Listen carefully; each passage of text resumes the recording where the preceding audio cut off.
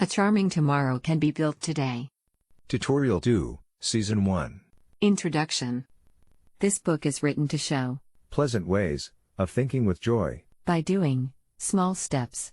in obtaining knowledge with pleasure, We need universal strategies of thinking, to progress with pleasure, not only in programming, but in any direction of thinking.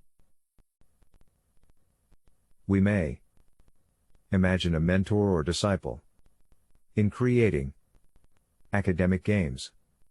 He or she uses Android Studio and Kotlin to create an image presenter. For teaching learning anything with pleasure, In our days, the Internet offers, many resources which are very helpful in progressing by thinking with pleasure.